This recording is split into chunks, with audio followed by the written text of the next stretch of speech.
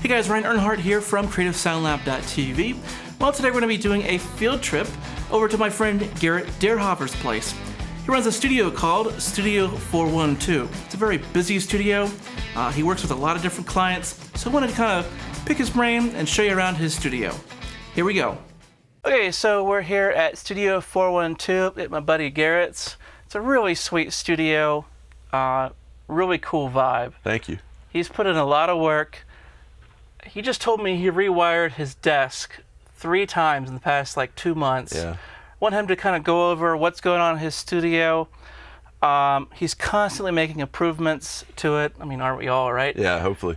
But there's just a lot going on that I think is cool that a lot of people would want to know about. I think a lot of people would resonate with. Cool. And I'm just curious how you have stuff, wired up. I'm curious what you got going and instruments over there. I mean, you got stuff set up ready to go. Yeah. I mean, I want to kind of hear your mentality. Cool. You got this cool, visual thing about, what's going. I mean, you got so many different cool organizational things going on. Thank you. This table is actually a whiteboard surface. Yeah, as are these, yeah. Yeah, so there's just some really cool stuff going on. Yep. So tell me a little bit about what you have going on your desk. What's the basic setup? Mic pre's, Yep. outboard. How does it all work? Totally. So I've kind of revamped it in the last year and really focused on getting my signal chain as good as it could possibly be. I don't have a million channels of great analog gear, but I've got 2, and for what we do here, that can go pretty far. My interface is a Motu 16A. There's 2 of them actually. It's great with the ins and outs, super easy to use. It's got a web interface that, kind of once you understand it, it's not so bad. I needed more ins and outs. Like you said, I enjoy having things set up where you can kind of just go and play. We don't have to set up many mics, at least basic stuff set up, ready to go, get the idea down. Yeah. For that, I've got a Behringer X32, one of those big digital mixing boards that I've had for forever.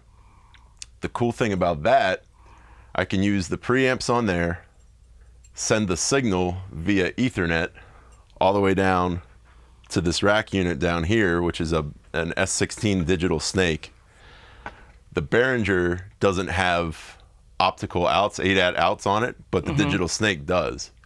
So I can take the 16 mic pre's from all my drums, my pianos, my kind of bass DI, my extra vocal mics just sitting around the room, run all of those through software, control the preamps via this X32 app,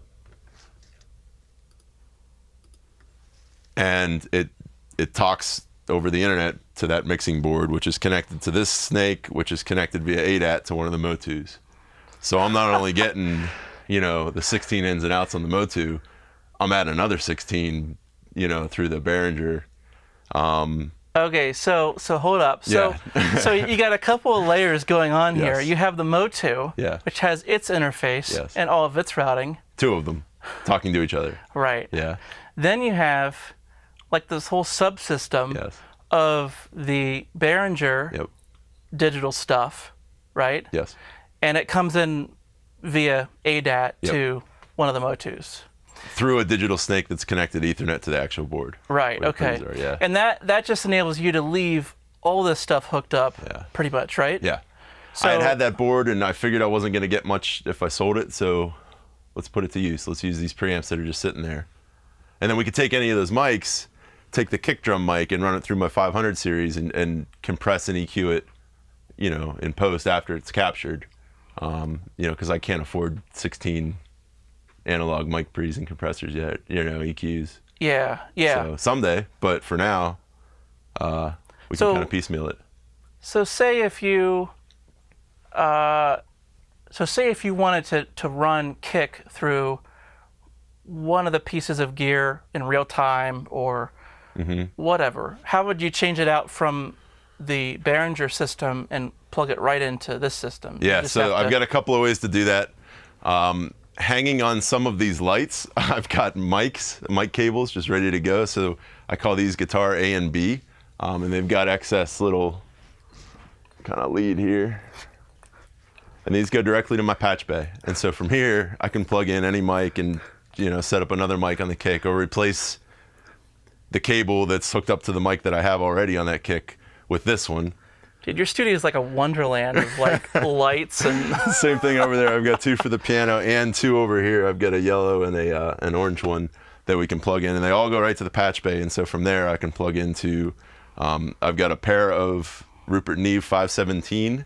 So you have basically, you have various runs out. It could be, in a lot of cases, it could be a snake, or in this case, it could just be individual cables. Because, I mean, what's interesting here is that you have like everything in one room. Yeah. Like you don't have a separate control room. Right. Which makes it kind of interesting. I kind of, that was a little bit of necessity, having one big room. But I kind of like being in the live room and kind of having that vibe. Yeah. To me, I wanted to build something that was like my parents' playroom when we started playing music back in high school. It was super, casual and just like your basement. And I didn't want to have a sterile studio where you go in and you feel like you're going to break something and you're afraid to get comfortable and let loose. I wanted people to feel at home. And so I think having the live room be in the control room and being there with them, breathing the same air, and I think that helps. So yeah. So it's interesting how I never even knew to ask that question. Like, it's just been a part of your studio, but it's dawned on me because you don't, even just to run, like I asked, your kick into one of your good pre's or whatever, you don't have to go through a snake. You just, you can just use your, go directly here because you're only a few feet away. Right. And that's the same for like the piano over here. Correct. Like anything is just so immediate right there to the desk. That's the goal, which is kind of interesting. But it's also, I mean, how does this affect performance? And how does it affect your ability to just monitor sounds and hear what you're actually recording? Yeah, we play through headphones a lot. We do have a little vocal booth under the stairs here that I built. I kind of built a door and filled it with rock wool and put a bunch of insulation and some foam on the floor, which is cool. We can run amps in there. We run vocals in there. It's too small for acoustic guitar. But we can also run stuff up on the second floor of my house. I have like a little Airbnb area for, if musicians want to come in out of town and stay and record. So we can use that area as well and treat it like a live room kind of, sort of. The ceilings aren't as tall, but it works. And, we haven't run into issues with it yet. We're pretty efficient. I like to have mics set up on everything and just ready to go, even if it's not, the best mic. At least we can get the idea down and start playing a little quicker. And then if we need to go track it later, like, so be it. But usually, it's SM57s and stuff. They're fine. It's not bad. It's just not the best, Right. And that's a really cool philosophy, you could say, is that you're allowing music to happen right away, as fast as it possibly can. You're not just spending a bunch of time getting kick sounds, and then meanwhile the artist is just kind of just checking out. Right. But you're just ready to go. Yeah. And on top of that, you can talk directly to people, So there's lots of really cool,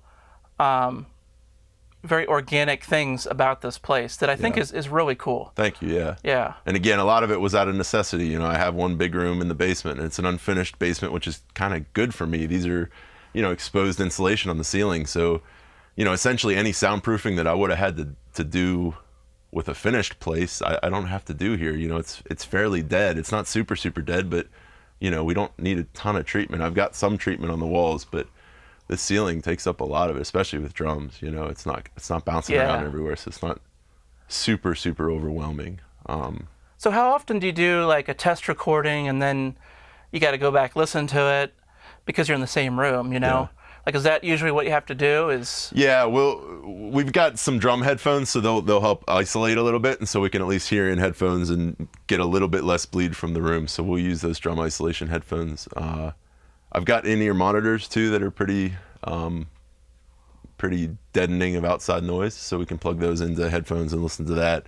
And it seems to work okay. Usually stuff like, if it's an acoustic guitar or whatever, we can kind of listen through headphones, do a little check recording, and then play it through the speakers if we want. But generally, it's working all right. The stuff with the amp, it's if we shut that door, you know, there's still a little bit of bleed into the room, but you can really hear what the speakers are hearing, you know, what the mic's hearing. And move the mic around and come back out and really hear a difference, you know. So that helps. Yeah, very cool. So talk me through just, let me just move over here. Cool. Talk me through a little bit about what you have going on with the gear in your racks here. Totally. So the 500 series stuff is pretty cool. I like that I can, you know, mix and match between pre's and EQs and compressors or whatever else I need. You know, like I said, I don't have 16 or 32 or 100 channels of great analog, you know, signal chain, but I've got, you know, 5 great preamps and you know, 2 really good compressors and EQs. You know, I can kind of get by. We were talking about that 517 before. That thing's been great. I've also got a Tonelux MP5A, so that's another compressor. It's got 2 stages of volume control, whereas the 517 only has 1. So you get your FDR, and then you get your gain, and then FDR I think is like basically the makeup, kind of at the end, the main output. After you get the gain where you like it tonally, you know, tonally wise. There's a tilt control on here, which is cool, so you can tilt it towards the bass or the treble EQ if you want, or leave that off. It's also got DI for, you know, guitar, bass, whatever. I like that you can plug a mic in right here too, so you don't necessarily need to go over to that patch bay. If somebody's just standing right here and singing, you can plug right in. Yeah, that is nice. The Hairball Audio Lola is pretty cool too. I like the DI on it, and you can really kind of crank the gain on the pre, and it's nice. It sounds great.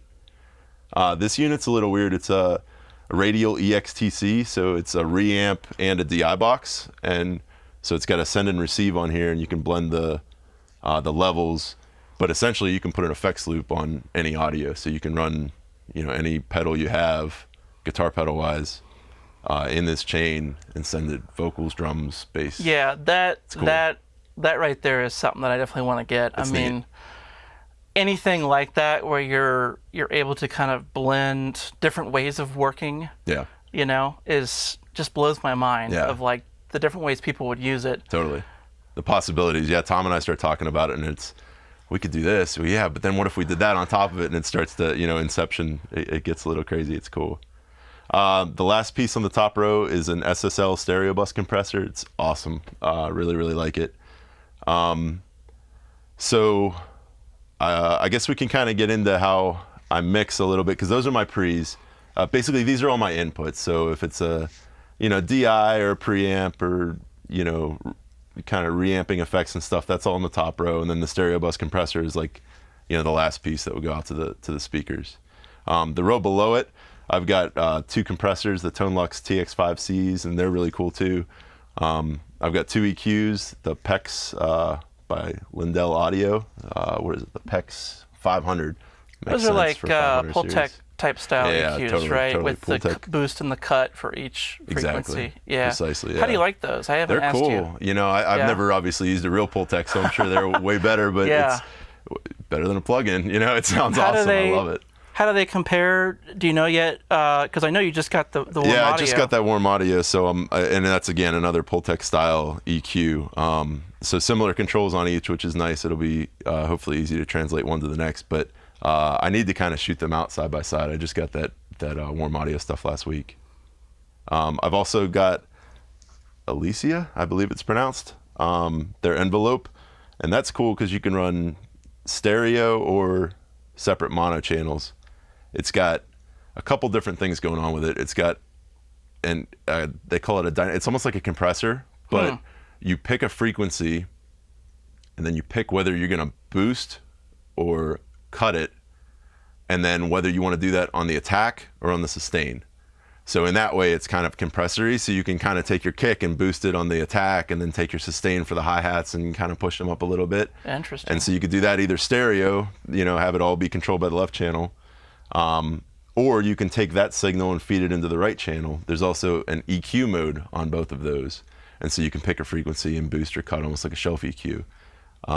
The compressor has another mode, they call it full range. And so, but basically that's kind of on the compressor side. So that enables me to run, you know, drum overheads through that, or, you know, anything stereo piano. And because I don't really have, you can stereo link these compressors, but I don't have the cable for it. And I don't feel like matching all the knobs. So it's nice to have just one unit that's like stereo paired, ready to go. After that, I've got a FET compressor. Sounds great. I love it. The next one is a color palette by DIY RE. It's again another one of those DIY kits. A friend of mine, Robert, built that one. And it's got 3 different modules in it, and you can swap them out. And those sound great. I remember you showed me those last time I was over. Cool, yeah. And I was surprised. Yeah. Because they're not that expensive. Yeah, like I wasn't sure about them based on what I heard online. Right. But just getting to hear them in person, I was won over by them. Yeah. And it obviously depends really on what good. you're putting through it. It's for certain stuff, but it can sound great. Yeah. And then the last of the 500 series is the Neve 542. It's a tape emulator. I've got a pair of those. And that's pretty cool, too. You can drive some stuff and get some cool tones out of it. Yeah, it's very cool. So that's the 500 series stuff. The way the audio is routed is a little bit complicated as well. When I'm mixing from Logic, I have 8 stereo buses that I send to. And down to the left of my knee there, under that kind of Hannibal Lecter grill so I don't touch any of the knobs, there's a Tone Lux OTB 16. It's an out-of-the-box mixer. And so it's got 16 ins or 8 stereo pairs, which is the way I have it. And then you hard pan them left and right, each one. And so I'll have my drums, my bass, my vocals, background vocals, guitar, lead, synth, and then like an effects bus for like little reverbs and all that kind of stuff. So instead of just having 2 outs on my computer, I've got 16. Right.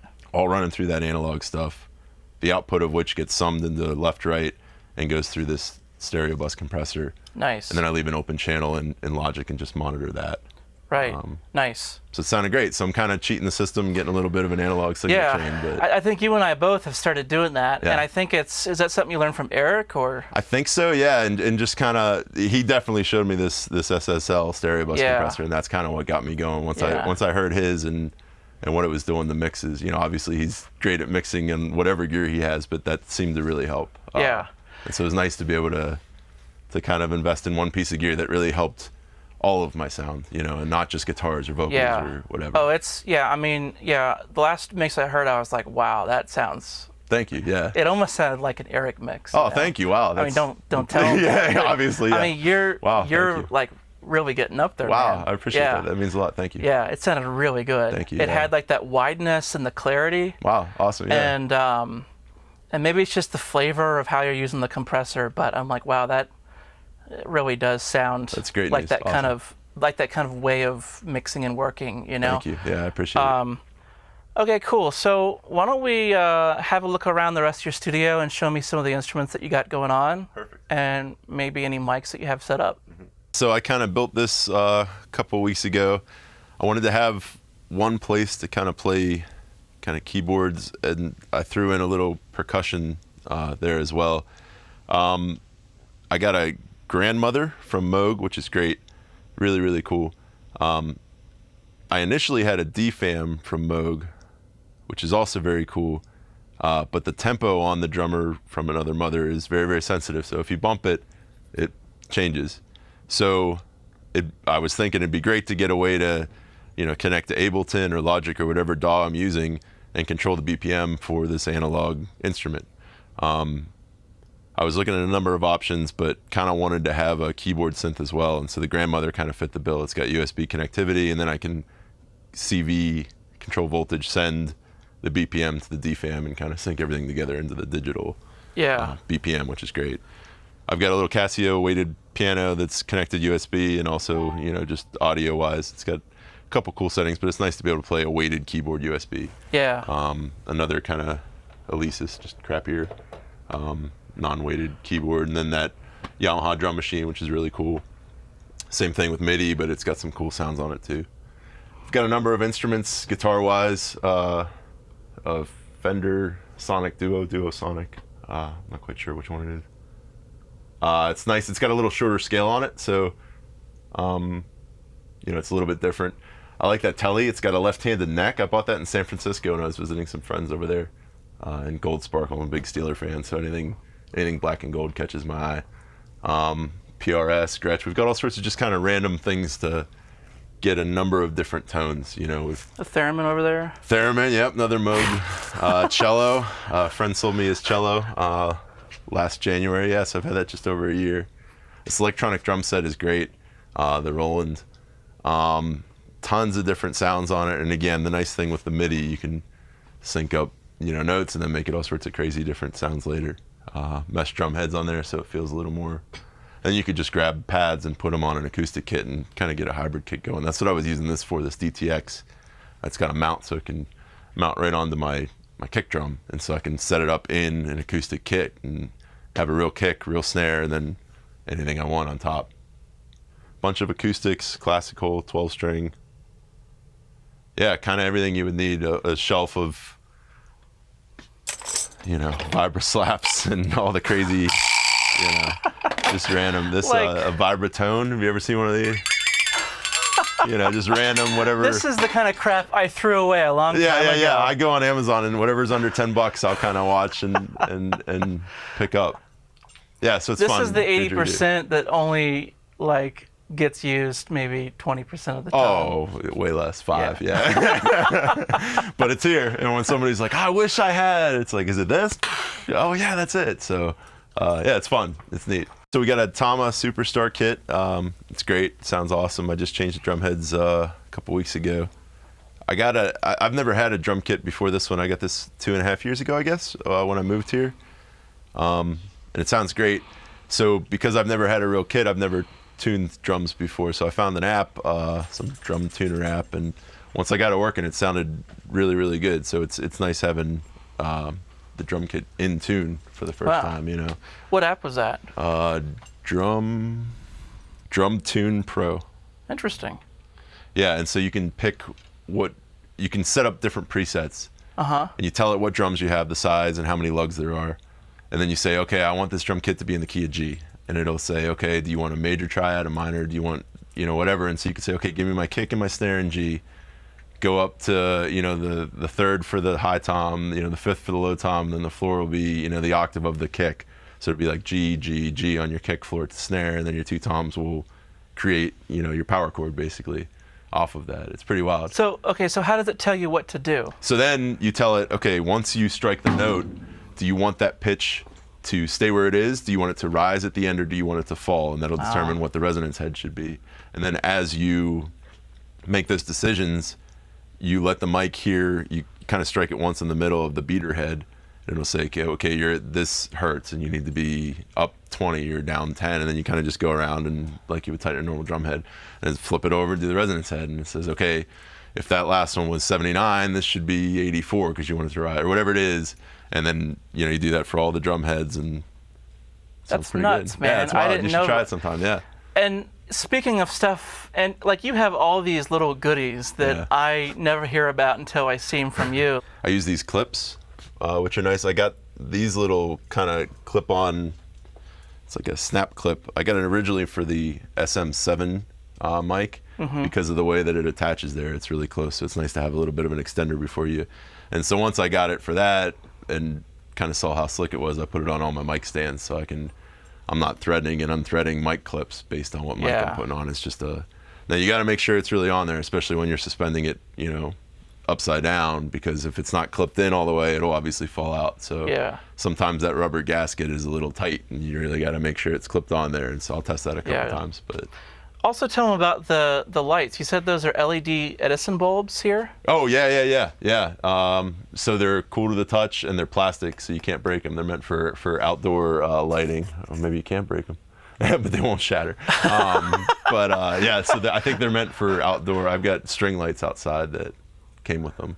So that's what gave me the awesome, idea. man. Yeah. I mean, I have Edison bulbs, and they're $7 or $8 a pop, Yeah. And they're super fragile. Yeah. I think they're $1 or $2 or something. Yeah, that's nuts. So definitely have to check those out. Yeah, they're cool. Because those are the perfect little studio accessory, just like what you have hanging down. And I have them on a switch cool. on my next to my patch bay, so I can kind of kill all the Christmas lights and LED, Edison bulbs at once. So you have a piano here, a real piano. Yeah, it's nice, upright. This is the one that I learned piano on. This was kind of my first real instrument. my folks kept it all these years, and when I moved back to North Carolina a couple years ago, they had it sent over from Greensboro. It's like playing a real drum kit, when you can feel that snare and kick hitting you in the chest. It's the same thing with the piano. You hit that chord and it really resonates. It's cool. So how do you usually mic this thing? I've got 2 small diaphragm condensers, STCs, on the back of it, and they're not my best mics, but again, it's just to capture ideas. And then beyond that, we'll usually run. I've got the same thing as I have over there with the guitars. I've got 2 mics ready to go here, and so we'll either run, whatever kind of vibe we're going for. If the SM81 sounds good on it, that's kind of like a hi-hat mic. Yeah. We've used like an SM57 on it, and really just let it be a little rough and raw. Large diaphragm condensers, whatever. Well, this was where, I don't know if people make the connection yet, but this is where we did the video on the piano bleed. From the drums? Yeah. Because the large diaphragms were just full of bleed. Yeah. But the small diaphragms did a really good job of being a really good polar pattern. Yep. The bleed actually sounded good. Yeah. It was pleasing. And it has a true cardioid, so you can actually really point that knoll where you want stuff, to avoid. Totally. So you can point the knoll around, but the bleed that you get from other stuff just all in one room here, it will probably be more pleasing than the 57 or than like maybe a large diaphragm. Sure, yeah.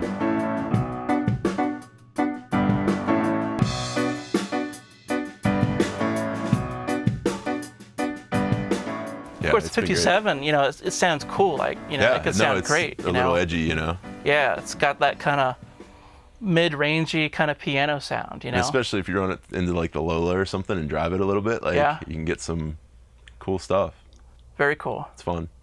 Okay, so tell me about the couch hangout area, and there's just some cool vibey stuff that you have going on here. Yeah, I don't know if you ever saw the Incubus Morning View video, like the sessions from when they released that album. They had like a live concert. I don't know if it was MTV or something, but it was a really cool vibe, lots of tapestries. And so looking back, I've consciously or not, stolen a lot of ideas from that. And I went back and watched it kind of recently, and it's so neat. They have like stadium seating in the round, and everybody's kind of facing each other. It's really like a jam. So that's what I've kind of went for here as well. The drums are looking at the piano, who's looking at the guitars, who's kind of looking at the main control room as well,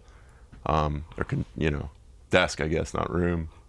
So I like that, and part of that is being able to have, friends or whoever makes you comfortable hanging, and so I wanted to make sure that there was a place where people could hang and not feel in the way. I kind of have it raised up a little bit, so that's cool though. You can kind of see what's going on, but I've got headphone, kind of connectors on either side of the drum, or nice. on either side of the couch rather, so that they can, they can actually hear what's going on. Yeah. Especially when a band is in, if somebody's doing guitar, or especially acoustic guitar, and we're not listening on the speakers, they all don't want to crowd around my computer, and they want to sit and hang and have a beer and throw on headphones and listen. So it's good to have that. That's super nice, just to have a headphone amp for the visitors. Totally. Yeah, I like organization. I used to work for a big apparel company, and I ran a bunch of numbers for them, and so I kind of come from the Excel organizational, let's add things up world. And so it's a little bit different than the artistic, let's find a cool solo riff for this world. So it's nice for me to be able to stay organized and kind of keep my brain in creative mode and not have to stress organizational mode. If I can let these tools do that, then I can kind of stay creative. So that's the goal, at least. Yeah. So we have album sheets that I mounted a craft paper roll under this whiteboard kind of island here, and the island's the exact width of the sheet. I've got kind of Sharpie marks on to give me the lines. I measured out nice. I've got some Post-it notes that have like full backed adhesives, little squares, so they stay on a little better. And so I measured out to give enough room for each of those cubes. I've got our track number that we kind of start with, and then if we replace that, we can put a Post-it note over it and say, okay, this is track 10 now, and this is for whatever. And then we have the track name, and then I kind of match my busing system that I have on my out-of-the-box mixer. So we'll have vocals, drums, bass, guitar, lead, and then kind of usually alt, like a synth or keys, and then other, and that's just whatever. And then we write down the vibe.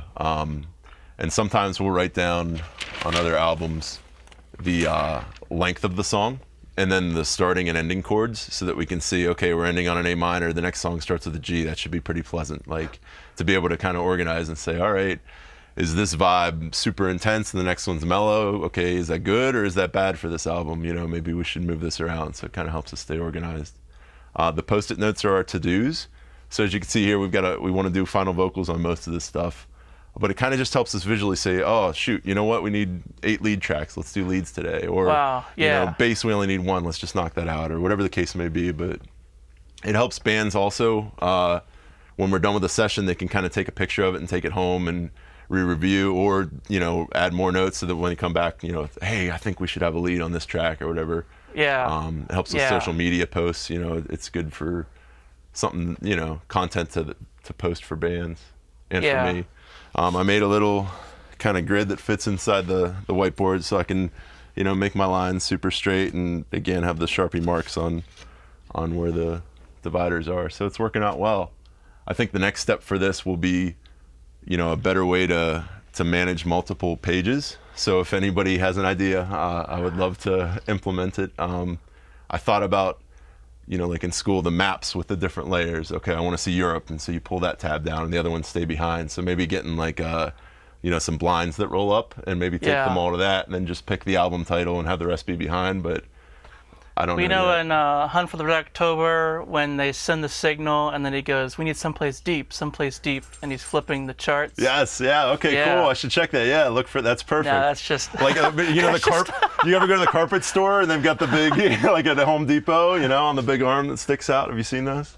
Oh yeah. Yeah, like with the big rugs or whatever. So we could do that and have it flip over. But okay, but you're still rocking it though, because are those magnets up there? They are, and they're very, very strong magnets. So I'm always afraid that I'm going to pinch my finger and somebody's going to need me to play something. But. I mean, you already have a lot going on here that's like pretty amazing and well thought out. Thank you. Yeah. And then when we're done, we're going to hang them up over the studio. So this is the All in the Trunk album that's completed. And not all the songs made it on the album, but you know, the ones that did, we've cleared all the stickies and we've got our vibe and our starting ending chords. So it's nice to. I had Tom sign it at the end. Tom and I signed it, so it's a cool little keepsake to have. A lot of friends leave instruments here, which is great. It's really cool of them to kind of trust me with their instruments. Yeah, that is really nice when you can kind of a library system. You know, if you have somebody that'll be out of town for a while, they don't want to leave their stuff in their house for 3 months. Sure. While they tour or whatever. Or they don't play this guitar, and if it were here getting played and strings getting changed on it every 6 months or whatever it needs to be, like, you know, even if we're not using it all the time, it's getting used more than it would sitting in the closet or something, so they seem to appreciate it, which is cool. Yeah, I mean, my amp collection was built on that principle. Really? Yeah, nice. Because the guy had a basement and stuff was getting moldy. Yeah. And it's like, well, I have a nice mold-free studio, and you got to run your tube amps every so often, so. I'm more than willing to help. Yeah. Yeah, totally. Yeah, it's been great, and so everybody's been able to contribute, and like you said, have it be like a library for everyone else. So when people come in, you know, there is a 4-string bass, and it's not just my 5-string, and there's a lap steel from Tom and an accordion upstairs, and just random things that people have acquired. It's fun. Yeah. So we should talk about your vocal booth next. Cool. Yeah, so we didn't really have room for a proper vocal booth, but we did have some space under the stairs, which is a trick I used in Baltimore as well. And so I kind of brought it here. I found the foam from, I think, thefoamfactory.com. It was pretty cheap. I believe it's 2 inches deep, and it's like that diamond pattern. I put some thick rubber on the floor, so it's nice and absorbent and soft to stand on, but also grabs a lot of sound, which is cool. I've set it up so that even though there's no line of sight, we can still kind of visually see the person in here. We've got 2 iPads. We've got the one on the left is usually on FaceTime with an iPad that's to the left of my computer screen so that we can see each other. And you got to remember to put those on mute, because otherwise they'll just play the sound and get picked up by the mic. The iPad on the right is usually streaming the computer screen so they can see the project and Logic and where we are and when the chorus is finishing or whatever. Yeah. I also have 2 amps in there right now, kind of stacked. I've got In the back is a Fender Hot Rod DeVille with 410 speakers and 60-watt tube amp. It's crazy loud, but I found a little volume attenuator that you can plug into the effects loop. And so you can push the tubes, but still keep the overall volume a little bit more reasonable. And so that, combined with the vocal booth being shut, you can really kind of hear what the mics hear. Yeah. Even though you're not very far away. Yeah. You know. So you use it for guitar and vocal pretty much. Yep. Yeah. Totally. Very cool. Yeah. Finally, the mic collection. I mean, organizationally, I can see that you're already up to something. You're using a toolbox. Yeah. Talk to me about your mics. Talk to me about you keep them organized. And I even noticed some cabling going on over here, too. Yeah. So the first shelf is condenser mics. Kind of the mics that are a little more sensitive and, you know, a little better. We keep them up there. The second row are the dynamic mics. So, you know, we got a bunch of 58s. We got a couple of Sennheiser 906. We got a 609. This one's great too, the 935. Great handheld, especially live vocal mic. The RE20, you know, goes in there whenever we're not using it. I stole your idea, and we've got our little Radio Shack mic, I guess. Lo-fi mic? Lo-fi mic. Seraphine's let me borrow these Lewitts, and they're absolutely awesome. They sound great. People are really enjoying, especially singing on them. But which Lewitts? There's a couple. So we've got the 640 TS, we've got the 540. These both are, I've been using the 540 probably more than anything, and they're great. And then this 240 as well is also very, very good. But the 540 is probably what I use the most. Wow. Great on vocals, great on acoustic guitar, amps, kind of whatever. I've kind of got my first two condenser mics, the old MXLs from Guitar Center, like a $99 pack.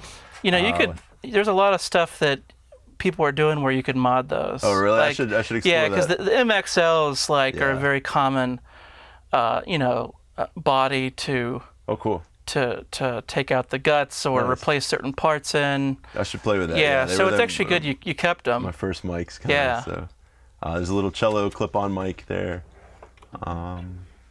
And then all my kind of connectors and those little quick release. I've got some DIs, usually my reamps whenever they're not being used or kind of living in here as well.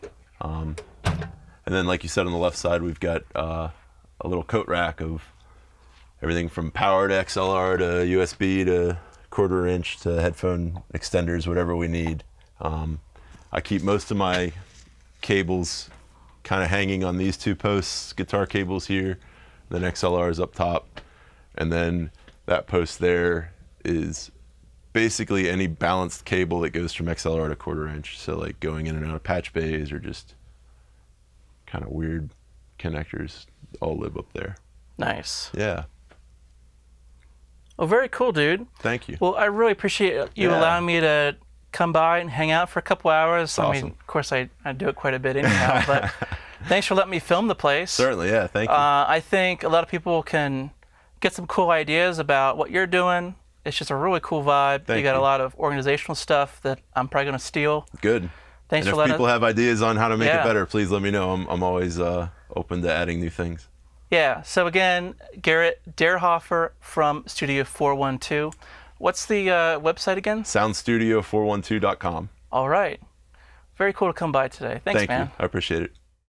Okay, so that was really cool for Garrett to have me over and let me film and take the time of showing me around. I want to hear your opinion. I don't mind doing like studio tours and field trips like this, but I don't want to feature like super high-end studios. I want to feature like real life studios, you know, studios that have an AC unit, you know, hanging out the side of the wall, and you know, just everyday kind of hassles that normal people have to deal with. You know, most of us don't have a multi-million-dollar studio. And so what is it like for other studio owners and engineers and even just people with home studios? You know, what is that like? And I just think it'd be cool to show other people's places and just kind of resonate with like, oh yeah, I do that too, you know? Like, you know, at least I'm not the only one, right? So I'd love to know your thoughts on this. Be hanging out in the comments below. Talk to you soon.